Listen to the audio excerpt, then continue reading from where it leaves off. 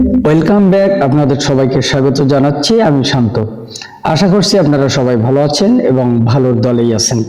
আমিও ভালো আছি আর ভালোর দলেই আছি। কোনো কথা না বাড়িয়ে একটা নতুন ঘটনায় চলে যাব। আশা করছি প্রথম থেকে শেষ পর্যন্ত শুনবেন এবং ভালো লাগবে আপনাদের। চলুন কথা না বাড়িয়ে শুরু করা যাক। আসসালামু আলাইকুম প্রিয় লিসেনার্স। আজকের এই ঘটনাটা খুবই অদ্ভুত। ঘটনাটি ঝন্টু ভাই আমার সাথে শেয়ার করেছেন। ঘটনাটি মূলত ঝন্টু ভাইয়ের বাবা মিন্টু চাচার। আমি মিন্টু চাচার ভাষাতেই বলছেন মিন্টু চাচা। এই ঘটনাটা তখনকার যখন আমি সবেমাত্র কলেজে পড়ি, সম্ভবত 1988 বা 1989 হবে। ঘটনা শুরুটা হয়েছিল খুব সাধারণভাবেই। তখন শীতকাল, আমি আশি করছে শীতকালটা। আমাদের গ্রামের এক মুরব্বী তোফাজ্জল চাচা হঠাৎ করে মারা গেলেন। বয়স হয়েছিল, তাই সবাই ভাবলো হার্ট অ্যাটাক বা ন্যাচারাল ডেথ। আমরা সবাই মিলে তার জানাজা দিলাম, দাফন করালাম। গ্রামের মানুষ হিসেবে মৃত্যুর সাথে আমাদের পরিচয় নতুন না, কিন্তু অস্বাভাবিকতাটা শুরু হলো ঠিক তার 3 দিন পর। তোফাজ্জল চাচার কুলখানির আয়োজন চলছে, রান্নাবান্না হচ্ছে। ঠিক সেই সময় মসজিদের মাইকটা ক্যাস ক্যাস করে উঠল। গ্রামের মানুষ চমকে উঠল, কারণ জোহরের আজানের এখন অনেক দেরি।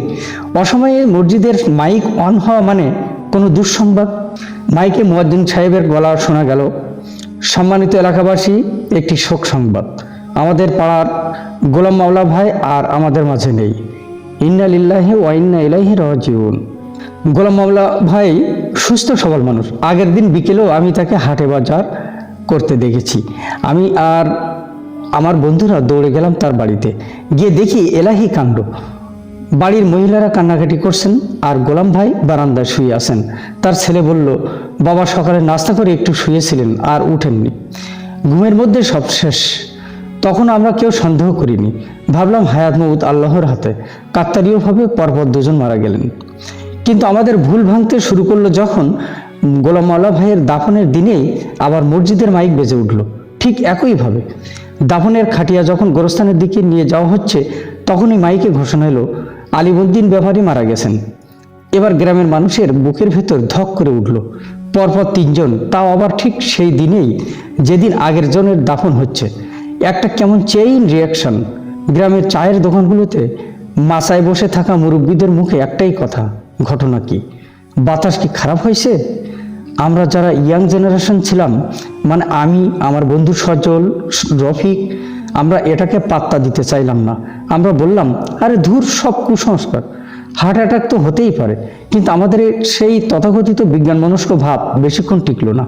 চতুর্থ মৃত্যুটাই হলো আমাদের নিজের খুব কাছের এক আত্মীয়, আমার ফুফা। সুস্থ মানুষ, রাতে এশার নামাজ পড়ে এলেন। তারপর একটা বুকে ব্যথা হলো। হাসপাতালে বা ডাক্তারের কাছে নেওয়ার আগেই সব শেষ। আর আশ্চর্যের ব্যাপার হলো, ফুফার লাশ গোসল করানোর সময় আমি নিজে উপস্থিত ছিলাম। আমি নিজ চোখে দেখেছি তার গলার ঠিক নিচটায়, যেখানে শ্বাসনালী থাকে, সেখানে একটা কালো গোল দাগ। মনে হচ্ছে কেউ যেন আগুনের ছাকা দিয়েছে অথবা খুব সরু কোনো দড়ি দিয়ে পেঁচিয়ে ধরেছিল। দাগটা কালচে নীল রঙের। আমি ভয়ে ভয়ে পাশে থাকা হুজুরকে জিজ্ঞেস করলাম, হুজুর, এই দাগটা কিসের? হুজুর গম্ভীর মুখে বললেন, বোধহয় রক্ত জমে গেছে বাবা। মরা মানুষের শরীরে অনেক কিছুই হয়, কিন্তু আমি জানি ওটা সাধারণ রক্ত জমাট বাঁধা ছিল না। কারণ পরে আমি খোঁজ নিয়ে জেনেছিলাম, আগের যে 3 জন মারা গেছেন তাদের সবার গলাতে এরকম অস্পষ্ট কালো দাগ ছিল, যেন মৃত্যুর সিলমোহর মেরে দেওয়া হয়েছে। 4 জন মানুষ মাত্র 12 দিনের ব্যবধানে। গ্রামের অবস্থা তখন ভয়াবহ। মাগরিবের আজান দেওয়ার সাথে সাথে পুরো গ্রাম যেন বাস্তব কবরস্থানে পরিণত হয়ে যেত। কোথাও কোনো সাড়া শব্দ নেই, শুধু ঝিঝি পোকার ডাক আর দূর থেকে ভেসে আসা শিয়ালের ডাক। যে চায়ের দোকানে রাত 12টা পর্যন্ত চলতো আড্ডা, সেখানে সন্ধ্যা 7টার পর আর কাউকে খুঁজে পাওয়া যেত না। সবাই ভয়ে দরজায় খিল দিয়ে বসে থাকতো। মনে হতো আজরাইল বুঝি লিস্ট ধরে আমাদের গ্রামে হানা দিয়েছে। এরই মধ্যে একদিন সকালে গ্রামের সোলেমান হাজি সাহেব, খুবই পরহেজগার মানুষ, মসজিদের বারান্দায় বসে জবুথবু হয়ে কাঁপছেন। ফজরের নামাজের পর মুসল্লিরা তাকে ঘিরে ধরল। কি হয়েছে হাজি সাহেব? শরীর খারাপ? হাজি সাহেব ফ্যালফ্যাল করে তাকিয়ে বললেন, সর্বনাশ হয়ে গেছে রে, সর্বনাশ হয়ে গেছে। সবাই ধরাধরি করে তাকে শান্ত করলেন। একটু পানি খাওয়ার পর তিনি যা বললেন তাতে আমাদের প্রত্যেকেরই শির দাঁড়া দিয়ে একটা ঠান্ডা স্রোত বয়ে গেল। তিনি বললেন, আমি কাল রাতে স্বপ্নে দেখেছি আমাদের গ্রামেরই কেউ, খুব পরিচিত কেউ শয়তানের সাথে চুক্তি করেছে, সে মানুষের মাথা বিক্রি করছে। আমি স্বপ্নে দেখলাম রক্তে ভাসা একটা ঘরের মধ্যে বসে কেউ একজন নাম কাটছে, আর একটা বিকট দর্শন ছায়ামূর্তি তাকে বলছে, আমার আরও চাই 15টা পুরুষ, 13টা নারী আর 11টা শিশু, তবেই তোর আশা পূর্ণ হবে। হাজী সাহেবের কথা শুনে অনেকে বলল, স্বপ্ন তো স্বপ্নই, কিন্তু আমরা যারা গত কয়েকদিন ঘটনা দেখেছি তারা এটাকে শুধু স্বপ্ন বলে উড়িয়ে দিতে পারলাম না। হাজী সাহেব কাঁপা কাঁপা গলায় বললেন, তোরা সাবধান থাক, নিজেদের পরিবারকে দেখে রাখ, বিশেষ করে বাচ্চাদের। গ্রামের বাতাস ভারী হয়ে গেছে, কোনো এক আপদ আমাদের গ্রামে ভর করেছে। হাজী সাহেবের এই স্বপ্নের কথা বাতাসের বেগে ছড়িয়ে পড়ল। 15 জন পুরুষ, 13 জন নারী আর 11টা শিশু। তার মানে কি এই মৃত্যুর মিছিল থামবে না? এখনো পর্যন্ত 7 জন পুরুষ মারা গেছে, তার মানে কি আরো 8 জন বাকি? এরপর কি মহিলাদের পালা? গ্রামের মহিলারা ভয়ে বাচ্চাদের ঘরের বাইরে বের হতে দিচ্ছিল না। এমনকি আমরা যারা যুবক, আমাদের মায়েরা সন্ধ্যার পর বাইরে যেতে দিত না। কিন্তু কতদিন আর এভাবে ঘরে বসে থাকা যায়? একদিন রাতে আমরা কয়েকজন বন্ধু মিলে সিদ্ধান্ত নিলাম যে এভাবে বসে থেকে লাভ নেই। যদি সত্যিই কেউ কোনো কুফরি কালাম করে তবে তাকে খুঁজে বের করতে হবে, আর যদি এটা কোনো চোর ডাকাতের কাজ হয় তবে পাহারা দেওয়া দরকার। আমরা ঠিক করলাম গ্রামের পূর্ণ প্রাইমারি স্কুলের বারান্দায় আমরা রাত জাগবো। ওটা গ্রামের প্রায় মাঝখানে, সেখান থেকে চারদিকে রাস্তা দেখা যায়। রাত তখন প্রায় 12টা বাজে। আমরা 5-6 জন বন্ধু, সাথে টর্চ লাইট, লাঠি সোটার সাহস জোগানোর জন্য ফ্লাক্সের চা। চারদিকে নিঝুম, গ্রামের রাস্তাঘাট অন্ধকার। তখনও গ্রামে কারেন্ট থাকলেও লোডশেডিং ছিল নিত্য নৈমিত্তিক ব্যাপার। আর ওই রাতে তো কারেন্টই ছিল না, আকাশে ছিল মরা চাঁদ। সেই আবছালো আলোয় গাছগুলোকে মনে হচ্ছিল এক একটা অতিকায় দৈত্য। আমরা নিচু গলায় কথা বলছিলাম। হঠাৎ আমার বন্ধু সজল কনুই দিয়ে আমাকে গুঁতো দিল। এই মিন্টু, চুপ কর। আমি বললাম, কি হয়েছে? ওদিকে তাকা, ওই যে বড় পুকুরটার পাড়ে আমাদের স্কুলের উল্টো দিকে একটা বিশাল দিঘি ছিল। দিঘির পাড়ে অনেকগুলো পূর্ণ হিজল আর বাঁটঝাড় ছিল। আমি টর্চ মারতে যাচ্ছিলাম, সজল আমার হাত চেপে ধরলো। আলো, আলো দিস না, জানিস না, এমনিই দেখ। আমি চোখ শুরু করে অন্ধকারের দিকে তাকালাম। দিঘির পাড়ে একটা হিজল গাছের নিচে আবছা মতো কিছু একটা নড়ছে। প্রথমে মনে হলো কোনো কুকুর বা শেয়াল হবে, কিন্তু ভালো করে তাকাতেই আমাদের গায়ে রক্ত হিম হয়ে গেল। ওটা কোনো পশু নয়, ওটা একটা মানুষ, এবং মনে হচ্ছে একজন মহিলা। এত রাতে এই ঘুটঘুটে অন্ধকারে পুকুর পাড়ে একটা মহিলার স্বাভাবিকভাবে আসার কথা না তো। আর তার নড়াচড়াটা, সেটা কোনো স্বাভাবিক মানুষের নড়াচড়া ছিল না। ছায়াটা অদ্ভুতভাবে দুলছিল, যেন বাতাসের সাথে সাথে শরীরটাকে দোলাচ্ছে। হাতগুলো শরীরের দুই পাশে ঝুলে আছে, কিন্তু মাঝে মাঝে হাত তুলে এমন ভঙ্গি করছে যেন সে অদৃশ্য কারোর সাথে কথা বলছে বা কাউকে আলিঙ্গন করতে চাইছে। আমার পাশে থাকা হারুন কাকা, যিনি আমাদের দলের লিডার গোছের ছিলেন, তিনি ফিসফিস করে বললেন, বিসমিল্লাহ, বিসমিল্লাহ ভরসা, সবাই ভালো করে খেয়াল কর। এই মহিলা কি ধরনের কাপড় পরে আছে? আমি চোখ কষলে আবার তাকালাম। চাঁদের আলো মেঘের আড়াল থেকে একটু বের হতেই দৃশ্যটা কিছুটা পরিষ্কার হলো, আর দেখতে পেলাম মহিলাটা একটা কালো কাপড় পরে আছে। কিন্তু সবচেয়ে ভয়ানক ব্যাপার হলো তার নাচের ভঙ্গি। তিনি এক জায়গায় দাঁড়িয়ে নিজের অক্ষের উপর ঘুরছেন, হাত দুটো বুকের কাছে এনে এমনভাবে নাড়ছেন যেন কোনো বাচ্চাকে আদর করছেন। আবার পরক্ষণে হাত দুটো আকাশের দিকে তুলে অদ্ভুতভাবে মচড়াচ্ছেন। তার চুলগুলো খোলা, মুখটা চুলের আড়ালে ঢাকা, কিন্তু তার শরীরের চামড়া দূর থেকে মনে হচ্ছিল চামড়াটা কেমন যেন ফ্যাকাশে, মরা মানুষের মতো সাদা। কি ওটা? রফিক ভয়ে জিজ্ঞেস করলো। হারুন কাকা দাঁতে দাঁত চেপে বললেন, মানুষ না, অথবা মানুষ হলেও এখন আর মানুষের পর্যায়ে নেই। টুকটাক ওই টাইপের কোনো পিশাচ সাধনা করতেছে। টুকটাক কি কাকা? আমি জিজ্ঞেস করলাম। ওসব পরে শুনবি, এখন চুপ থাক। আমরা মন্ত্রমুগ্ধের মতো তাকিয়ে আছি। মহিলাটি নাচতে নাচতে এবার গ্রামের রাস্তার দিকে এগোতে শুরু করলো। তার হাঁটার ভঙ্গিটাও স্বাভাবিক না, পাগুলো যেন মাটির সাথে লেগে নেই, মনে হচ্ছে সে মাটির উপর দিয়ে ভেসে হাঁটছে। আর প্রতিটা পদক্ষেপের সাথে সাথে সে তার মাথাটাকে ঝটকা দিয়ে এপাশ ওপাশ করছে। হঠাৎ হারুন কাকা বললেন, ওকে ফলো করতে হবে, দেখতে হবে ও কার বাড়িতে ঢোকে। যার বাড়িতে ঢুকবে বা যার বাড়ির সামনে গিয়ে থামবে, বুঝবি পরের টার্গেট সেই বাড়ির কেউ। ভয়ে আমাদের জান শেষ, কিন্তু কৌতূহল কাজ করছিল। আমরা বিসমিল্লাহ বলে পা টিপে টিপে স্কুলের বারান্দা থেকে নামলাম। মহিলাটি আমাদের থেকে প্রায় 100 হাত দূরে। সে মেইন রাস্তা ধরে গ্রামের পশ্চিম পাড়ার দিকে যাচ্ছে। আমরা রাস্তার ধারে ঝোপঝাড়ের আড়াল দিয়ে তাকে অনুসরণ করতে লাগলাম। পরিবেশটা তখন এত থমথমে যে নিজের হৃৎপিণ্ডের শব্দ আমি নিজেই শুনতে পাচ্ছিলাম। মনে হচ্ছিল আমার হার্টবিট এত জোরে হচ্ছে যে ওই মহিলা বোধহয় শুনে ফেলবে। হাঁটতে হাঁটতে মহিলাটি হঠাৎ থমকে দাঁড়ালো। আমরা সাথে সাথে মাটিতে বসে পড়লাম। সে কি আমাদের দেখে ফেলেছে? সে দাঁড়িয়ে আছে একদম স্টাসু হয়ে, তার ঘাড়টা একটু কাত করা, মনে হলো সে বাতাসের গন্ধ শুকছে। তারপর সে একটা বিকট শব্দ করলো। মানুষের গলা দিয়ে এমন শব্দ বের হতে পারে তা আমার জানা ছিল না। শব্দটা অনেকটা বিড়ালের ঝগড়ার সময় করার শব্দের মতো, কিন্তু অনেক বেশি ভারী এবং কর্কশ। মনে হলো যেন গলার ভেতর থেকে কেউ ব্লেড দিয়ে চিরে শব্দটা বের করেছে। শব্দটা শুনে গ্রামের কুকুরগুলো পর্যন্ত ডাকার সাহস পেল না, সব চুপ। সে আবার হাঁটতে শুরু করলো। এবার তার গতি বেড়ে গেছে। সে সোজা গিয়ে দাঁড়ালো পশ্চিম পাড়ার একটা বাড়ির সামনে। বাড়িটা আমাদের সবার চেনা, গ্রামের হাই স্কুলের শিক্ষক বদরুদ্দিন স্যারের বাড়ি। বদরুদ্দিন স্যার অত্যন্ত ভালো মানুষ। তার স্ত্রী মরিয়ম ভাবিও খুবই পদ্মশীল মহিলা। তাদের 5টা ছেলে মেয়ে। আমরা অবাক হয়ে দেখলাম ওই মহিলাটি বদরুদ্দিন স্যারের বাড়ির গেটের সামনে দাঁড়িয়ে আবার সে অদ্ভুত নাচ শুরু করলো। সে তার হাত দুটো গেটের দিকে বাড়িয়ে দিল, যেন অদৃশ্য কোনো দরজা খুলছে। আর অবাক কাণ্ড, ভেতর থেকে বন্ধ করা লোহার গেটটা ক্যাচ ক্যাচ শব্দ করে আপনি খুলে গেল। কোনো চাবি লাগলো না, কোনো ধাক্কা লাগলো না। আমরা সবাই একে অপরের দিকে তাকালাম। সজল আমার হাত খামচে ধরলো। মিন্টু, এ কি দেখছি রে ভাই, জিন নাকি? মহিলাটি গেট দিয়ে ভেতরে ঢুকলো। আমরাও সাহস করে আরেকটু এগোলাম। স্যারের বাড়ির উঠানে গিয়ে সে দাঁড়ালো। তারপর সে যা খুললো তা দেখে আমাদের ব্লাড প্রেশার লো হয়ে যাওয়ার দশা। সে উঠানের মাঝখানে হাঁটু গেড়ে বসলো। তারপর মাটি থেকে কিছু একটা তুললো। সেটা সে নিজের মুখে মাখতে শুরু করলো আর বিড়বিড় করে কিছু একটা বলতে লাগলো। তার ভাষা আমরা বুঝতে পারছিলাম না, কিন্তু টোনটা ছিল মারাত্মক অ্যাগ্রেসিভ। আসছে, নিয়ে যাবে, কালি, রক্ত, কথাগুলো বাতাসের সাথে ভেসে আসছিল। হঠাৎ হারুন কাকা ফিসফিস করে বললেন, সর্বনাশ, ও তো ঘরের দিকে যাচ্ছে। আজকে কি কাউকে মারবে নাকি?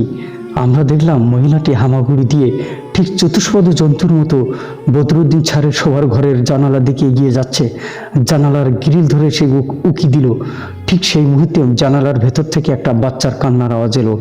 মনে হয় স্যারের ছোট মেয়েটা কেঁদে উঠছে। আর সাথে সাথে ওই মহিলাটা জানালার গ্রিল থেকে ছিটকে সরে এলো, যেন তাকে কেউ ইলেকট্রিক শক দিয়েছে। সে হিসিস করে উঠল, ঠিক সাপের মতো করে। আমরা তখন কি করব বুঝতে পারছিলাম না, চিৎকার দেব নাকি গিয়ে ধরব।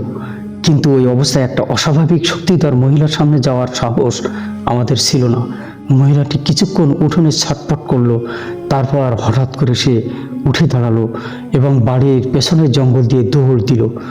দৌড়ানোর সময় তার গতি ছিল অকল্পনীয়।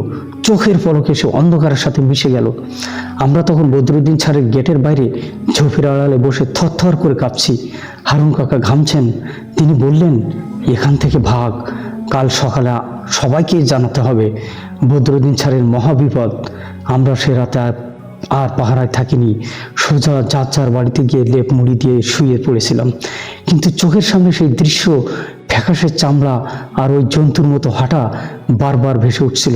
পরদিন সকালে গ্রামের মোড়ল সাহেব আর মসজিদের ইমাম সাহেবের কাছে আমরা সব খুলে বললাম।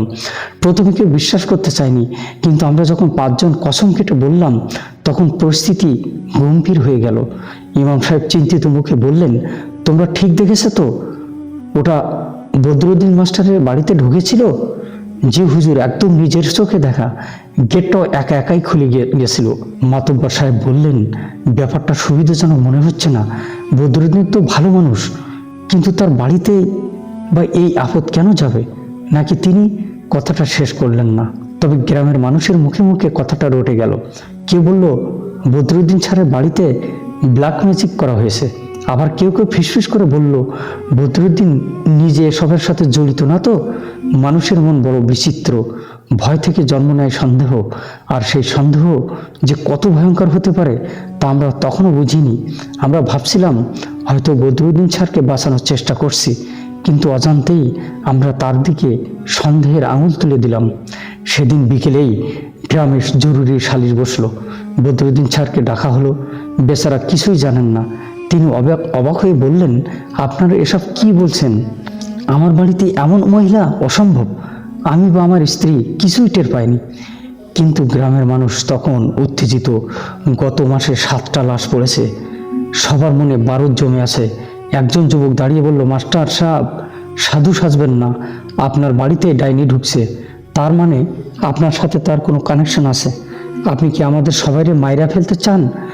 বদরুদ্দিন স্যার অপমানে লাল হয়ে গেলেন। আমি শিক্ষক মানুষ, আমাকে আপনারা এসব জঘন্য অপবাদ দিচ্ছেন? পরিস্থিতি খারাপের দিকে যাচ্ছিল। ইমাম সাহেব থামালেন, বললেন, শান্ত হও সবাই। কোনো প্রমাণ ছাড়া কাউকে দোষারোপ করা গুনাহের কাজ।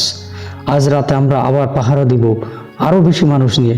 যদি আজকেও এই আপদ আসে তবে তাকে হাতে নাতে ধরব, তারপর দেখা যাবে আসল কালপ্রিটকে। সেই রাতে গ্রামে যেন কারফিউ জারি হলো। প্রতিটা মোড়ে মোড়ে লাঠিসোঁটা নিয়ে যুবকরা দাঁড়িয়ে গেল। বদরুদ্দিন স্যারের বাড়ির আশপাশেও লুকিয়ে রইল 10-12 জন। তাদের মধ্যে আমিও ছিলাম। রাত গভীর হতে লাগলো। 12টা, 1টা, 2টা, কিছু নেই, সব শান্ত। মশা কামড়াচ্ছে কিন্তু কেউ নড়ছে না। রাত যখন প্রায় 3টা, তখন হঠাৎ একটা অদ্ভুত ঘটনা ঘটলো। বদরুদ্দিন স্যারের বাড়ির ঠিক উল্টো দিকের আম গাছের ডাল মটমট করে ভেঙে পড়ল, অথচ কোনো ঝড় বাতাস ছিল না। সবাই চমকে ওদিকে টর্চ মারল, আর ঠিক সেই সুযোগে আমাদের পেছনের দিক থেকে একটা করুণ আত্মচিৎকার ভেসে আসলো, বাঁচাও, কে আসো, বাঁচাও। চিৎকারটা বদরুদ্দিন স্যারের বাড়ি থেকে আসেনি, এসেছে তার পাশের বাড়ি, মানে আমাদের গ্রামের আরেক বাসিন্দা বিধবা সখিনা খালার বাড়ি থেকে। আমরা সবাই দৌড়ে গেলাম। গিয়ে দেখি সখিনা খালার বারান্দায় একটা কুণ্ডুলি পাকানো ধোয়া, আর তার মাঝখানে সখিনা খালার 12 বছরের ছেলেটা পাগলের মতো হাত পা ছুটছে। তার চোখ উল্টে সাদা হয়ে গেছে, আর তার গলার কাছে সেই কালো দাগটা ধীরে ধীরে ফুটে উঠছে, যেন অদৃশ্য কোনো হাত তাকে টিপে ধরেছে। আমরা থমকে গেলাম, এটা কি হচ্ছে? হঠাৎ ছেলেটার মুখ দিয়ে একটা যান্ত্রিক গলার আওয়াজ বের হলো, ওটা ওই বাচ্চার গলা না। কাছে আসবি না, কাছে এলেই শেষ। আমার বলি চাই, নর বলি চাই আমার। ভয়ে আমাদের হাত থেকে লাঠি পড়ে যাওয়ার দশা। ইমাম সাহেব চিৎকার করে বললেন, সবাই আজান দে, জোরে আজান দে। আমরা অনেক মানুষ একসাথে চিৎকার করে আজান দেওয়া শুরু করলাম। সেই আওয়াজে আকাশ বাতাস কেঁপে উঠল। আর আশ্চর্যের ব্যাপার, আজানের শব্দ কানে যেতেই ছেলেটা নিস্তেজ হয়ে গেল। কুণ্ডুলি পাকানো ধোঁয়াটা জানালার ফাঁক দিয়ে শীষ দিতে দিতে বেরিয়ে গেল। আমরা যখন ছেলেটাকে ধরলাম, সে তখন গোঙাচ্ছে, তার গলায় তকতকে কালো দাগ, কিন্তু সে বেঁচে আছে। ধোঁয়াটা যেদিকে গেল আমরা টর্চ মেরে দেখতে গেলাম, সেটা সোজা গিয়ে ঢুকলো আবার সেই বদরুদ্দিন স্যারের বাড়িতে। এবার আর গ্রামের মানুষকে ঠকিয়ে রাখা গেল না। ধরো ধরো ওরে, আজ বদরুদ্দিনের বিচার হবেই বলে সবাই মশাল আর লাঠি নিয়ে স্যারের বাড়ির গেট ভেঙে ভিতরে ঢুকে পড়ল। আমিও ছিলাম সেই ভিড়ের মধ্যে। মনের মধ্যে একটা খসখসানি ছিল, সত্যি কি বদরুদ্দিন স্যার এসব করছেন, নাকি অন্য কেউ তার বাড়িতে আশ্রয় নিচ্ছে? কিন্তু গণপিটুনির মেজাজ তখন তুঙ্গে, লজিক সেখানে কাজ করে না। আমরা যখন স্যারের ঘরের দরজা ভেঙে ভিতরে ঢুকলাম, তখন দেখি স্যার আর তার স্ত্রী জায়নামাজে বসে কাঁপছেন, আর তাদের 5টা বাচ্চা কোনায় জড়সড় হয়ে আছে। নামাজ পড়ার ভান করছেন বলেই একজন স্যারকে গিয়ে লাথি মারল। বদরুদ্দিন স্যার ছিটকে পড়লেন। ভাই, আপনারা ভুল করছেন, আমি কিছু জানি না, বিশ্বাস করেন।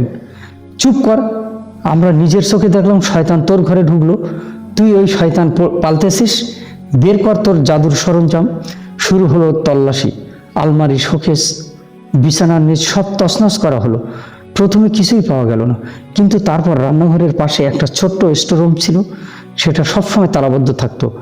এই ঘরের চাবি দে। মাতব্বর সাহেবের হুঙ্কার শোনা গেল। বদরুদ্দিন সাহেব আমতা আমতা করে বললেন, ওটাতে তো পূর্ণ আসবাবপত্র।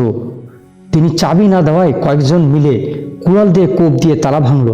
দরজা খোলার পর ভক করে একটা পচা গন্ধ বের হলো, ইঁদুর মরা বা পচা মাংসের গন্ধ। আমরা নাকে রুমাল দিয়ে ভেতরে উঠিয়ে দিলাম, আর যা দেখতে পেলাম তাতে বদরুদ্দিন স্যারের উপর আমাদের যেটুকু করুণা ছিল সব উড়ে গেল। ঘরটা আসবাবপত্রের জন্য না, ঘরটা সাজানো হয়েছে একটা পূজার বেদির মতো। মেঝেতে লাল শালু কাপড় বিছানো, তার উপর রাখা একটা মানুষের মাথার খুলি, কিছু হাড়গোড় আর অনেকগুলো ছোট ছোট মাটির পুতুল। পুতুলগুলোর গায়ে পিন ফোটানো। কিন্তু সবচেয়ে ভয়ঙ্কর জিনিসটা ছিল একটা খাতা, লাল মলাটের একটা খাতা।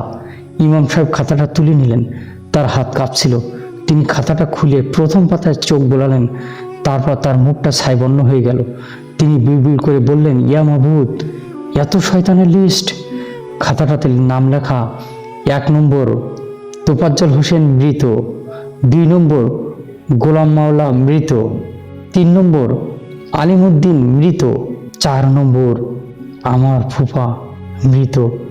এভাবে 7 জনের নাম এবং সবার নামের পাশে লাল কালি দিয়ে ক্রস চিহ্ন দেওয়া, আর তার নিচেই লেখা 8 নম্বর সখিনা বিবির ছেলে আমান।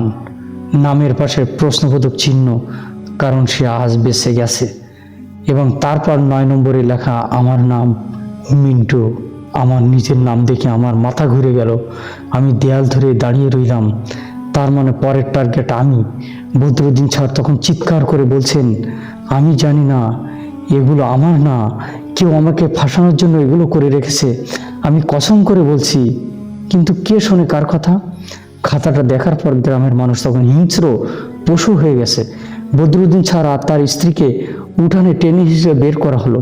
তার বাচ্চারা বাবার পায়ে জড়িয়ে ধরে কাঁদছে, বাবাকে মেরো না।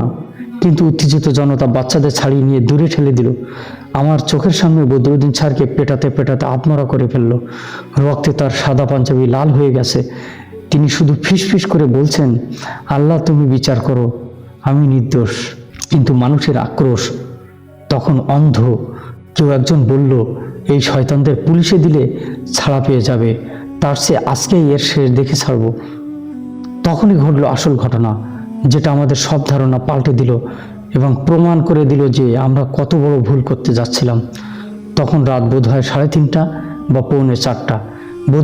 বদরুদ্দিন স্যারের বাড়ির উঠোনে তখন উত্তেজনার বারুদ তুঙ্গে, মশাল জ্বলছে, মানুষের চিৎকারে কান পাতা দায়।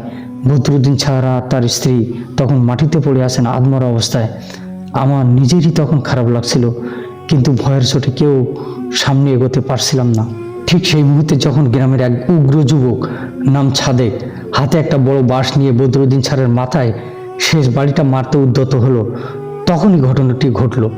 সাদেক লাঠিটা উপরে তুলল ঠিকই, কিন্তু আর নামাতে পারল না। হঠাৎ করে সাদেকের পুরো শরীরটা বেঁকে গেল। মানুষের শরীর যে পেছনের দিকে এতখানি বাঁকতে পারে তা আমাদের জানা ছিল না। আর মটমট করে হাড় ভাঙার শব্দ হলো। সাদেক হাত থেকে লাঠিটা ফেলে দিল আর নিজের 2 হাত দিয়ে নিজের গলা চেপে ধরল। তার মুখ দিয়ে অদ্ভুত এক গোঙানির বের হলো। চোখ দুটো কোটর থেকে যেন বেরিয়ে আসতে চাইছে। সবাই থমকে গেল, যে যেখানে ছিল মূর্তির মতো দাঁড়িয়ে গেল। বদরুদ্দিন স্যার তো অজ্ঞান হয়ে পড়ে গেছেন, তিনি নড়ছেন না। তাহলে সাদেককে কে মারছে? ইমাম সাহেব চিৎকার করে বললেন, সাদেক কি হলো তোর? কেউ ধরে? কয়েকজন সাহসী যুবক এগিয়ে সাদেকের হাত ছাড়ানোর চেষ্টা করলো, কিন্তু তাদের শক্তি সাদেকের অতিপ্রাকৃত শক্তির কাছে কিছুই না। সাদেক এক ঝটকায় 3 জন জওয়ান ছেলেকে ছিটকে ফেলে দিল, যেন তারা তুলার পুতুল। তারপর সাদেক সোজা হয়ে দাঁড়ালো। তার ঘাড়টা অদ্ভুতভাবে একপাশে কাত হয়ে আসে, যেন ঘাড়ের হাড় ভেঙে গেছে। সে ধীরে ধীরে চোখ খুলল। সেই চোখ আমি জীবনে কোনোদিন ভুলব না। সে ইমাম সাহেবের দিকে তাকিয়ে হাসলো, কিন্তু সেই হাসি সাদেকের না। সেই পচা গন্ধ বের হলো, ইঁদুর মারার পচা মাংসের গন্ধ। আমরা নাকে রুমাল দিয়ে ভেতরে উকি দিলাম, আর যা দেখতে পেলাম তাতে বদরুদ্দিন স্যারের ওপর আমাদের যেটুকু করুণা ছিল সব উড়ে গেল। ঘরটা আসবাবপত্রের জন্য না, ঘরটা সাজানো হয়েছে একটা পূজার বেদির মতো। মেঝেতে লাল শালু কাপড় বিছানো, তার উপর রাখা একটা মানুষের মাথার খুলি, কিছু হাড়গোড় আর অনেকগুলো ছোট ছোট মাটির পুতুল। পুতুলগুলোর গায়ে পিন ফোরানো। কিন্তু সবচেয়ে ভয়ঙ্কর জিনিসটা ছিল একটা খাতা, লাল মলাটের একটা খাতা। ইমাম সাহেব খাতাটা তুলে নিলেন, তার হাত কাঁপছিল। তিনি খাতাটা খুলে প্রথম চোখ বোলালেন, তারপর তার মুখটা ছাইবর্ণ হয়ে গেল। তিনি বিড়বিড় করে বললেন, ইয়া মাবুদ, এ তো শয়তানের লিস্ট। খাতাটাতে নাম লেখা 1 নম্বর তোফাজ্জল হোসেন মৃত, 2 নম্বর গোলাম মাওলা মৃত, 3 নম্বর আলিমুদ্দিন মৃত, 4 নম্বর আমার ফুফা মৃত। এভাবে 7 জনের নাম এবং সবার নামের পাশে লাল কালি দিয়ে ক্রস চিহ্ন দেওয়া, আর তার নিচে লেখা 8 নম্বর সখিনা বিবির ছেলে আমান, নামের পাশে প্রশ্নবোধক চিহ্ন, কারণ সে আজ বেঁচে গেছে। এবং তারপর 9 নম্বর লেখা আমার নাম মিন্টু। আমার নিজের নাম দেখে আমার মাথা ঘুরে গেল। আমি দেয়াল ধরে দাঁড়িয়ে রইলাম। তার মানে পরের টার্গেট আমি। বদরুদ্দিন স্যার তখন চিৎকার করে বলছেন, আমি জানি না, এগুলো আমার না, কেউ আমাকে ফাঁসানোর জন্য এগুলো করে রেখেছে। আমি কসম করে বলছি, কিন্তু কে শোনে কার কথা? সাদেকের চোখে আমি জীবনে কোনোদিন ভুলব না। তার চোখের দিকে তাকিয়ে আমি যেটা দেখলাম, সেই ইমাম সাহেবের দিকে তাকিয়ে হাসলো, কিন্তু সেই হাসি সাদেকের না। সেই করলাম। আমার ঢোক গিলতে কষ্ট হচ্ছে। প্রথমে ভাবলাম হয়তো ভয়ে গলা শুকিয়ে গেছে, কিন্তু পানি খাওয়ার পরও সেই অস্বস্তি আর গেল না। মনে হলো গলার ভেতরে ঠিক শ্বাসনালীর কাছে একটা দলা পাখি আছে। আয়নার সামনে দাঁড়িয়ে আমি হা হা করে গলা দেখার চেষ্টা করলাম। টনসিল বাড়েনি, কোনো লালচে ভাবও নেই, কিন্তু ব্যথাটা এমন যেন কেউ ভেতর থেকে আঙ্গুল দিয়ে চাপ দিয়ে রেখেছে। আমি মাকে কিছু বললাম না। মা এমনিতে আতঙ্কে আছেন। আমি চুপচাপ করে ঘরে শুয়ে রইলাম। বিকেলের দিকে আমার বন্ধু রফিক এলো। ও খুব উত্তেজিত। মিন্টু, শুনেছিস সাদেকের অবস্থা নাকি আরও খারাপ হয়েছে? কি হয়েছে? ওরে নাকি খাটের সাথে বেঁধে রাখা হয়েছে। ও নাকি নিজের জিভ কামড়ে ছিঁড়ে ফেরার চেষ্টা করতেছে। রফিক আরও বলল, আর বদরুদ্দিন স্যারের ঘর থেকে যে খাতাটা পাওয়া গেছে, সেটা নিয়ে ইমাম সাহেব আর পুলিশ নাকি কথা বলতেছে। পুলিশ বলছে এটা কোনো সাইকোপ্যাথের কাজ, কিন্তু ইমাম সাহেব বলতেছেন এই খাতাটা বদরুদ্দিন স্যারের হাতের লেখা না। হাতের লেখাটা নাকি খুব প্রাচীন ধাঁচের, আর কালির বদলে ওইটা নাকি প্রাণী রক্ত দিয়ে লেখা। আমার শরীর গুলিয়ে উঠল। আমি বললাম, রফিক, আমার শরীর খুব খারাপ লাগছে রে, তুই এখন যা। সন্ধ্যা নামার সাথে সাথে আমার শ্বাসকষ্ট শুরু হলো। মনে হলো বাতাসের অভাব হচ্ছে। আমি জানলা খুলে দিলাম। বাইরে তখন ঝিরঝির করে বৃষ্টি বইছে, কারেন্ট নেই। হ্যারিকেনের আলোয় ঘরটা কেমন যেন ভৌতিক লাগছে। হঠাৎ আমার নাকের কাছে একটা উৎকট গন্ধ এলো, ভোটকা গন্ধ, অনেকটা ছাগলের গায়ের গন্ধের মতো। আমি এদিক ওদিক তাকালাম। ঘরে আমি একা। মা রান্নাঘরে।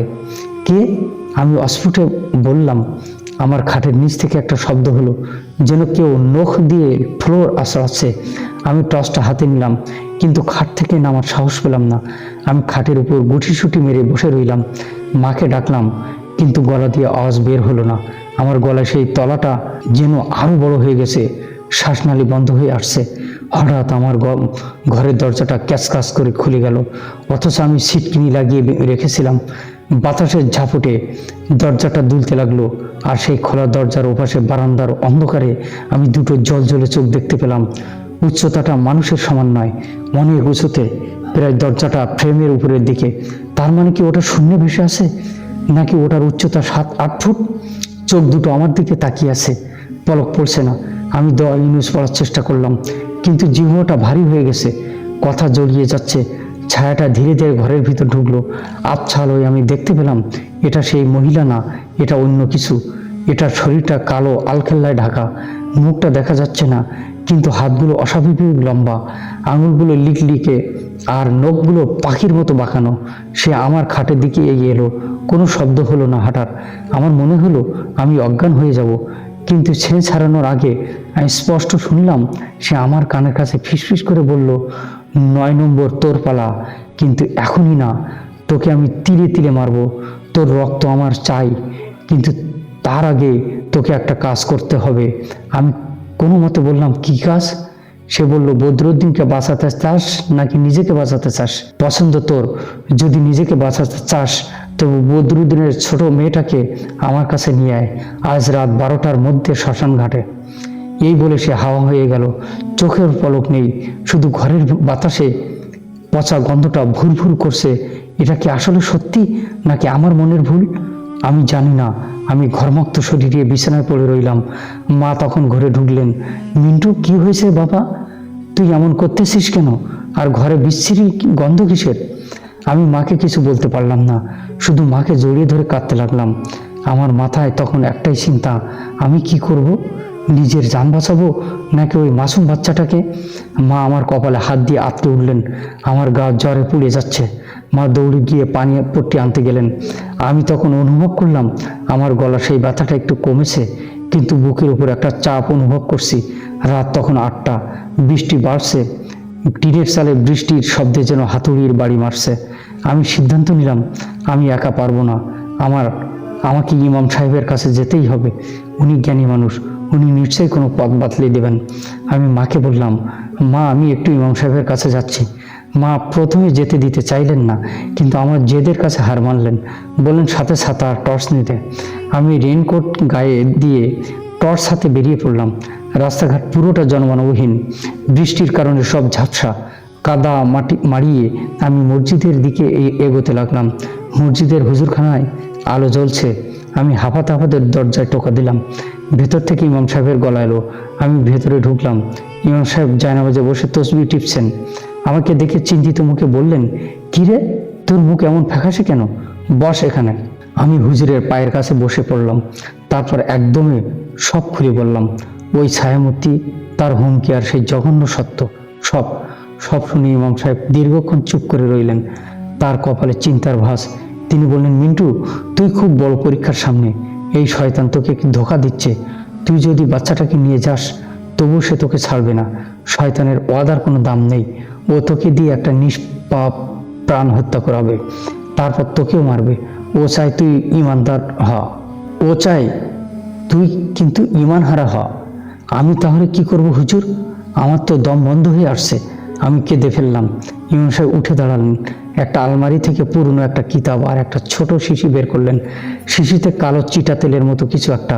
শোন, এটা সাধারণ কোনো জিন ভূত না, এটা ইফরিত বা ওই গোত্রের কোনো শক্তিশালী শয়তান, বা হয়তো কোনো তান্ত্রিকের সাহায্য নিয়ে এ কাজ করছে। একে তাড়াতে হলে আমাদের শেকড় খুঁজে বের করতে হবে। বদরুদ্দিন মাস্টারের বাড়ি থেকে যে খাতাটা পাওয়া গেছে ওটা আমার ভালো করে দেখেছি। ওটাতে একটা নির্দিষ্ট কথা বলা হয়েছে, একটা নির্দিষ্ট জায়গার কথা বলা হয়েছে, গ্রামের শেষ মাথায় ওই যে শ্মশানের পেছনের জঙ্গলটা। আমার ধারণা ওখানেই আসল আস্তানা। ওই শয়তান তোকে শ্মশান ঘাটে যেতে বলেছে, কারণ ও ওখানেই থাকে। আমাদের আজ রাতেই ওখানে যেতে হবে, তবে একা না, আমি, তুই আর গ্রামের আরো কয়েকজন পরহেজগার মুরব্বী। শুনে আমার হাত পা ঠান্ডা হয়ে গেল। হুজুর, ওখানে যাব আজ রাতে বৃষ্টির মধ্যে? হ্যাঁ, আজকেই, কারণ আজ অমাবস্যা। তান্ত্রিক বা শয়তানির শক্তির জোর আজ সবচেয়ে বেশি থাকে। আজ যদি আমরা ওটার শেকড় কাটতে না পারি, তবে কালকে সূর্য হয়তো তোর বা ওই বাচ্চার জন্য উঠবে না। ইমাম সাহেবের কথা একটা জোর ছিল। আমি সাহস সঞ্চয় করলাম। কিছুক্ষণ পর আমরা 5 জন মানুষ, ইমাম সাহেব, আমি, মুয়াজ্জিন চাচা আর গ্রামের 2 জন সাহসী যুবক রফিক আর কামাল একসাথে বের হলাম। সবার হাতে টর্চ, আর ইমাম সাহেবের হাতে সেই কিতাব আর একটা বেতের লাঠি। আমরা শ্মশানের কাছাকাছি যখন পৌঁছলাম তখন বৃষ্টি একটু কমেছে, কিন্তু বাতাস খুব জোরে বইছে। পাশের বাঁশঝাড়ের বাঁশগুলো ক্যাচকাচ শব্দ করে একে অপরের সাথে বাড়ি খাচ্ছে। মনে হচ্ছে যেন হাজার হাজার কঙ্কাল তাদের হাড়গোড় নাড়াচ্ছে। একটা বিশাল পুরনো বট গাছ, সেই গাছের নিচে একটা ভাঙ্গা মাঠের মতো স্ট্রাকচার আছে। ওটা অনেক বছর ধরে পরিত্যক্ত। আমরা যখন ওই মঠের কাছাকাছি গেলাম, হঠাৎ ইমাম সাহেব থমকে দাঁড়ালেন। আমরা সবাই স্থির হয়ে গেলাম। মঠের ভেতর থেকে একটা আবছা লাল আলো দেখা যাচ্ছে, আর তার সাথে ভেসে আসছে একটা অদ্ভুত মন্ত্র পড়ার শব্দ। মনে হচ্ছে কোনো মানুষ না, কোনো জন্তু মন্ত্র পড়ছে। ইমাম সাহেব ফিসফিস করে বললেন, বিসমিল্লাহ বলে সবাই আয়াতুল কুরসি পড়। কেউ ভয় পাবেন না, মনে রাখবেন আল্লাহর শক্তির উপর কোনো শক্তি নাই। আমি ধীর পায়ে এগোলাম। মঠের ভাঙ্গা জানলা দিয়ে উকি দিতে ভেতরের দৃশ্য দেখে আমার রক্ত জমে গেল। ভেতরে সেই মহিলা বসে আছে, তার সামনে একটা আগুনের কুণ্ড, আর আগুনের ওপাশে বসে আছে আমাদেরই গ্রামের একজন মানুষ, যাকে আমরা সবাই চিনি, যাকে আমরা সবাই সম্মান করি। তিনি আর কেউ নন, আমাদের গ্রামের পোস্টমাস্টার আজমল কাকা। আজমল কাকা বসে আছেন, তার চোখ বন্ধ। তার সামনে বদরুদ্দিন স্যারের ছোট মেয়েটার একটা ছবি, আর ওই মহিলাটি, সে আজমল কাকার চারপাশ দিয়ে ঘুরছে আর নিজের গা থেকে চামড়া তুলে আগুনের মধ্যে ফেলছে। মহিলাটি নিজের নখ দিয়ে নিজের হাত বা পায়ের চামড়া ছিলছে, আর সেই রক্তমাখা চামড়া আগুনে ফেলছে। আর আগুনটা দপদপ করে জ্বলছে নীল রঙের শাখা দিয়ে। রফিক আমার কানে কানে ফিসফিস করে বলল, পিন্টু, আজমল কাকা উনি তো খুব ভালো মানুষ, উনি কেন এসব করবেন? ইমাম সাহেব ইশারা করলেন চুপ থাকতে। তিনি আমাদের নিয়ে দরজার দিকে এগোলেন। দরজার সামনে যেতে হঠাৎ ওই মহিলাটি ঘুরে তাকালো। এবার আমরা তার মুখ স্পষ্ট দেখলাম। তার মুখটা কোনো মানুষের মুখ না, তার নাক নেই, শুধু দুটো গর্ত, আর ঠোঁটগুলো কাটা, দাঁতগুলো শার্কের মতো ধারালো। সে আমাদের দিকে চিৎকার করে উঠল, এসেছিস, তোরাও এসেছিস, আজ সবার ভোজ হবে। আজমল ওঠ, মেহমান এসেছে। আজমল কাকা চোখ খুললেন, স্বাগতম ইমাম সাহেব, আমি জানতাম আপনি আসবেন, তাই তো আজ আপনার জন্য আয়োজন রেখেছি। ইমাম সাহেব হুঙ্কার দিলেন, আজমল তুই মানুষ হয়ে শয়তানের গোলামি করিস, আল্লাহকে ভয় কর। আজমল কাকা হেসে উঠলেন, আমার একমাত্র ছেলেটা ক্যান্সারে ধুকে ধুকে মরল, তখন কেউ বাঁচাতে আসেনি, কিন্তু ইফরি আমাকে কথা দিয়েছে ও আমার ছেলেকে ফিরিয়ে দেবে, বিনিময়ে ও শুধু কিছু প্রাণ চায়। ইমাম সাহেব বললেন, তোর ছেলে মরে গেছে আজমল, মৃত মানুষ ফিরে আসে না, তুই ধোকার মধ্যে আসিস। আজমল কাকা চিৎকার করে উঠলেন, তার গলার আওয়াজ পাল্টে গেল। সাথে সাথে ওই পিশাচিনীটি আমাদের দিকে ঝাঁপিয়ে পড়ল। তার গতি ছিল বিদ্যুতের মতো। মুয়াজ্জিন চাচা সামনে ছিলেন, তিনি কিছু বোঝার আগে মহিলাটি তাকে ধাক্কা দিয়ে ফেলে দিল। তার নখ দিয়ে মুয়াজ্জিন চাচার বুকে আঁচড় কাটলো, রক্ত ফিনকি দিয়ে বের হলো। ইমাম সাহেব তার হাতের বেতের লাঠিটা দিয়ে মহিলাটিকে বাড়ি মারলেন। লাঠিটা লাগার সাথে সাথে মহিলাটি ছিটকে দূরে গিয়ে পড়ল, যেন আগুনের শাখা খেয়েছে। তার শরীর থেকে ধোঁয়া বের হতে লাগলো। এদিকে আজমল কাকাও বসে নেই, তিনি আগুনের কুণ্ড থেকে একটা জ্বলন্ত কাঠ তুলে নিলেন। আর অদ্ভুত ব্যাপার, তার হাত পুড়ল না। তিনি সেই জ্বলন্ত কাঠ নিয়ে আমাদের দিকে এগিয়ে এলেন। আমরা সবাই তখন যে যার যান বাঁচাতে ব্যস্ত। মুয়াজ্জিন চাচা মাটিতে কাতরাচ্ছেন, রফিক আর কামাল তাকে টেনে তোলার চেষ্টা করছে, আর আমি তখন দেয়ালের কোণা আটকে গেছি। আজমল কাকা আমার দিকে এগিয়ে আসছেন, 9 নম্বর, তুই তো আমার লিস্টে আসিস, আজ তোর পালা। তিনি জ্বলন্ত কাঠটা আমার মুখের দিকে বাড়িয়ে দিলেন। আমি তাপ অনুভব করলাম, আমার চোখের পাতা পুড়ে যাওয়ার মতো অবস্থা। আমি চোখ বন্ধ করে ফেললাম। ঠিক সেই মুহূর্তে মঠের বাইরে থেকে একটা বিকট শব্দ হলো, আকাশ ছিঁড়ে বাজ পড়ল, আর সেই শব্দের সাথে সাথে পুরো মঠটা কেঁপে উঠল। ছাদ থেকে ইটের টুকরো খসে পড়তে লাগলো। আমরা সবাই টাল সামলাতে পারলাম না। আজমল কাকাও মোচড় খেয়ে পড়ে গেলেন। তার হাতের জ্বলন্ত কাঠটা ছিটকে গিয়ে পড়ল সেই লাল কাপড়ের উপর রাখা মাটির পুতুলগুলোর উপর। আর সাথে সাথে ঘর ভর্তি একটা হাহাকার ধ্বনি উঠল। মনে হলো হাজার হাজার মানুষ একসাথে যন্ত্রণায় চিৎকার করছে। আগুন ধরে গেল লাল কাপড়ে। আর আজমল কাকা, তিনি মাটিতে গড়াগড়ি দিতে লাগলেন, না না, আমার সাধনা, আমার ছেলে। তিনি আগুনের মধ্যে ঝাঁপ দিলেন সেই পুতুলগুলো বাঁচানোর জন্য। আজমল কাকা, করেন কি? আমি চিৎকার করে উঠতে চাইলাম, কিন্তু ইমাম সাহেব আমাকে খপ করে ধরে ফেললেন। যাস না মিন্টু, ওটা এখন আর আজমল না, ওটা এখন শয়তানের পুতুল। আগুন মুহূর্তের মধ্যে দাউ দাউ করে চলে উঠল। ওই মহিলাটি আগুনের মধ্যে দাঁড়িয়ে, তার শরীরে আগুন লেগেছে, কিন্তু সে পুড়ছে না, সে খিলখিল করে হাসছে। মুক্তি, মুক্তি, অবশেষে মুক্তি। আমরা মুয়াজ্জিন চাচাকে নিয়ে কোনো মতে মঠ থেকে বেরিয়ে এলাম। বাইরে তখন ঝড় শুরু হয়েছে। বৃষ্টির ঝাপটাগুলো গায়ের চামড়া ফুটো করে দিচ্ছে। পেছনে তাকিয়ে দেখি সে পুরনো মঠের ভেতর থেকে আগুনের লেলিহান শিখা বের হচ্ছে, আর তার ভেতর থেকে ভেসে আসছে আজমল কাকার অমানবিক চিৎকার, বাঁচাও ইফরি, আমাকে বাঁচাও, তুমি কথা দিয়েছিলে। আমরা দৌড়াতে লাগলাম গ্রামের দিকে। কাদায় আছাড় খেলাম, হাত পা কেটে গেল, কিন্তু থামা যাবে না। আমরা জানতাম না আসল বিভীষিকা তখনও শেষ হয়নি। গ্রামে ঢুকে আমরা যখন হাঁপ ছাড়বো ভাবছি, তখন দেখলাম গ্রামের অবস্থা আরো খারাপ। প্রতিটি বাড়ির সামনে একটা করে মরা কাক পড়ে আছে, আর কাকগুলোর পেট চেরা। আর মসজিদের মাইকটা, সেটা আবার বেজে উঠলো। এই মাঝরাতে ঝড়ের মধ্যে, যেখানে কারেন্ট নেই, কিন্তু কোত্থেকে যেন একটা আওয়াজ বারবার ভেসে এলো, পালাবি কোথায়, খেলা তো শুধু মাত্র শুরু হলো। বৃষ্টির তোড়, মেঘের গর্জন আর সেই অদ্ভুত কণ্ঠস্বর, সব মিলিয়ে এক নারকীয় পরিবেশ। আমরা দৌড়ে মসজিদের দিকে এগোলাম। মসজিদের গেটের কাছে আসতেই একটা বিকট গন্ধ নাকে ধাক্কা খেলো। সেই ভোটকা গন্ধ, কিন্তু এবার তার সাথে মেশানো পোড়া মাংসের গন্ধ। আমার পেট গুলিয়ে আসছিল, মনে হচ্ছিল নাড়ি ভুড়ি সব বেরিয়ে আসবে। ইমাম সাহেব সবার আগে, তার হাতে তখনও সেই বেতের লাঠিটা ধরা। তিনি গেট ঠেলে ভেতরে ঢুকলেন, আমরাও তার পেছনে। মসজিদের বারান্দা থেকে বেশ খানিকটা দূরে হারিকেন জ্বলছে, কিন্তু সেই আলোতে যা দেখতে পেলাম তাতে আমরা সবাই ভয়ে ঠান্ডা হয়ে গেলাম। মসজিদের বারান্দার গ্রিল বেয়ে একটা মানুষের শরীর ঝুলে আছে, অনেকটা মাকড়সার মতো। হাত পাগুলো গ্রিলের ফাঁক দিয়ে অদ্ভুতভাবে ঢুকিয়ে শরীরটাকে ঝুলিয়ে রেখেছে। তার মাথাটা নিচের দিকে আর পাগুলো উপরের দিকে। সেটা আর কেউ নয়, সাদেক, যাকে আমরা মজিদ চাচার ডিসপেন্সারিতে রেখে এসেছিলাম, যে নাকি জ্বরে বেহুশ ছিল। সে এখানে এলো কি করে, তাও এই ঝড়ের রাতে? এসেছিস তোরা? কি ভেবেছিলে আজমলকে মেরে ফেললেই সব শেষ? আমি তো আছি, আমি তোদের রক্তে আছি। ইমাম সাহেব চিৎকার করে বললেন, নেমে আয় সাদেক, এসব করিস না, নেমে আয়। সাদেক হেসে উঠল। তার শরীরটা গ্রিল থেকে খসে পড়ল।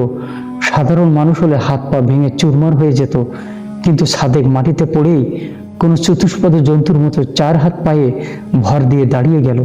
তার মেরুদণ্ডটা বাঁকানো, ঘাড়টা এমনভাবে ঘোরানো যে তার মুখটা আমাদের দিকে, কিন্তু শরীরটা উল্টো দিকে। তার চোখ দুটো এখন আর সাদা নেই, দুটো চোখেরই রক্তে জমে লাল হয়ে আছে। মুখ দিয়ে ফেনার মতো সাদা আর হলুদ রঙের লালা পড়ছে। সে আমাদের দিকে এক পায়ে এগোলো। ইমাম, তুই আমাকে চ্যালেঞ্জ করেছিলি না? আয়। ইমাম সাহেব আমাদের দিকে তাকিয়ে বললেন, ভয় পাবি না, কেউ নড়বি না, সবাই আয়াতুল কুরসি জোরে পড়। কামাল, রফিক, মিন্টু, তোরা প্রস্তুত থাক, ওকে ধরতে হবে। ও এখন মানুষ না, ওর গায়ে এখন শয়তানি শক্তি, কিন্তু আমাদের ওকে কাবু করতেই হবে। আমরা 3 জন ভয়ে কাঁপছিলাম, কিন্তু ইমাম সাহেবের ধমকে সম্বিত ফিরে পেলাম। আমরা 3 জন সাদেকের উপর ঝাঁপিয়ে পড়লাম। একটা শুকনো পাতলা মানুষের গায়ে যে এত শক্তি থাকতে পারে, তা না দেখলে বিশ্বাস করা কঠিন। আমরা 3 জন জওয়ান ছেলে, গ্রামে হাল চাষ করি, গায়েও শক্তি আছে, কিন্তু সাদেক আমাদের জন্য খড়কুটোর মতো উড়িয়ে দিল। আমি ওর ডান হাতটা চেপে ধরলাম, মনে হলো কোনো জ্যান্ত ইলেকট্রিক তার ধরে আসি। শক খাওয়ার মতো আমার শরীরটা ঝনঝন করে উঠল। ওর গায়ের তাপমাত্রা এত বেশি যে আমার হাতের তালু পুড়ে যাওয়ার মতো অবস্থা। সাদেক একটা হুঙ্কার দিল, মানুষের আওয়াজ নয় সেটা, মনে হলো কোনো বুনো জানোয়ার বা সিংহের গর্জন করছে। সেই এক ঝটকায় কামালকে লাথি মেরে ফেলে দিল। কামালের ঠোঁট ফেটে রক্ত বের হলো। ছাড় আমাকে, ছাড়, নইলে সবাইকে চিবিয়ে খাবো। সে আমার দিকে মুখ টানলো, তার নিঃশ্বাসে সেই পচা গন্ধ। সে আমার কানের কাছে ফিসফিস করে বলল, 13 বছর আগে তোর ভাই মারা গেছে, ওকে আমরাই মেরেছি, এবার তোর পালা মিন্টু, তোর কলিজাটা আমি কাঁচা খাবো। আমার ভাই? আমার তো কোনো ভাই নেই, আমি বাবা মায়ের একমাত্র সন্তান। ও কি ভুল বলছে, নাকি আমাকে কনফিউজ করার চেষ্টা করছে? ততক্ষণে ইমাম সাহেব এগিয়ে এসেছেন। তিনি সাদেকের কপালে হাত রাখলেন। সাদেক ছিটকে সরে যাওয়ার চেষ্টা করলো, যেন আগুন লেগেছে। না না, হাত সরা, হাত সরা বলছি। ইমাম সাহেব সাদেকের কপালে হাত চেপে উচ্চস্বরে রুকিয়া তেলাওয়াত শুরু করলেন। সাদেকের চিৎকার আরো বেড়ে গেল। সে এবার নিজের মাথাটা মেঝের টাইলসের উপর ঠুকতে শুরু করলো। রক্তে মেঝে ভেসে যাচ্ছে। সে নিজেকে শেষ করে দিতে চাইছে। আমি আর রফিক মিলে সাদেকের মাথাটা চেপে ধরলাম। ও আমাদের হাতে কামড় বসিয়ে দিল। রফিকের হাত থেকে রক্ত ঝরছে, কিন্তু ও ছাড়লো না। আমি জানি এখন ছেড়ে দিলে ও নিজেকে মেরে ফেলবে, অথবা আমাদের কাউকে খুন করবে। বাইরে তখনও ঝড় চলছে, বিদ্যুৎ চমকাচ্ছে। প্রতিটা বাজ পড়ার শব্দে সাদেকের শরীরটা একবার করে কেঁপে উঠছে। বের হও, আমি আল্লাহর নামে হুকুম করছি, শরীর ছেড়ে বের হও। ইমাম সাহেব ঘামছেন, তার গলা ভেঙে গেছে, কিন্তু তিনি থামছেন না। সাদেক হঠাৎ শান্ত হয়ে গেল, একদম চুপ। তার চোখ দুটো স্বাভাবিক হয়ে আসছে। সে খুব করুণ গলায় বলল, হুজুর, আমাকে ছেড়ে দিন, আমি চলে যাব। খুব ব্যথা করছে হুজুর, আমার হাড় ভেঙে যাচ্ছে, দয়া করুন। ইমাম সাহেব থামলেন না। তিনি বললেন, ধোঁকা দিচ্ছিস? আমি তোকে চিনি, তুই মিথ্যাবাদী, তুই ইফরিত, বের হ। সাদেক আবার হেসে উঠল, সেই শয়তানি হাসি। চিনে ফেলেছিস? চালাক, খুব চালাক, কিন্তু তোর ছেলেকে বাঁচাতে পারবি? সে এখন কোথায় জানিস? ইমাম সাহেবের মুখটা ফ্যাকাশে হয়ে গেল। তার ছোট ছেলে মাদ্রাসায় পড়ে, হোস্টেলে থাকে। কি করেছিস তুই আমার ছেলের সাথে? কিছুই করিনি এখনো, তবে ও আসছে, আমার সাঙ্গপাঙ্গরা ওকে দেখছে। ইমাম সাহেব এক মুহূর্তের জন্য দুর্বল হয়ে পড়লেন, কিন্তু মুয়াজ্জিন চাচা পেছন থেকে বললেন, হুজুর, ও আপনার মন দুর্বল করতে চাইছে, বিশ্বাস করবেন না, আল্লাহ আপনার ছেলের সহায় আছেন, আপনি কাজ করুন। ইমাম সাহেব আবার তেলাওয়াত শুরু করলেন। এবার তিনি পানি পড়া ছিটিয়ে দিলেন সাদেকের মুখে। পবিত্র পানি সাদেকের গায়ে লাগতে সে এমনভাবে ছটফট করতে লাগলো, যেন তার গায়ে ফুটন্ত তেল ঢেলে দেওয়া হয়েছে।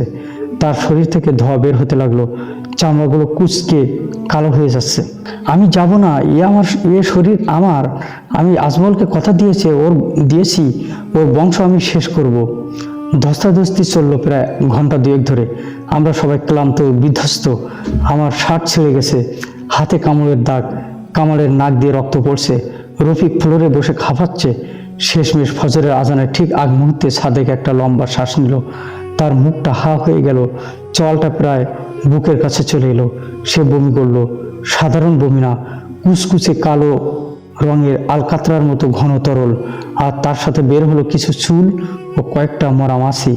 বমি করার সাথে সাথে ঘর ভর্তি সেই উৎকট গন্ধটা ছড়িয়ে পড়লো। আমরা নাকে কাপড় দিলাম।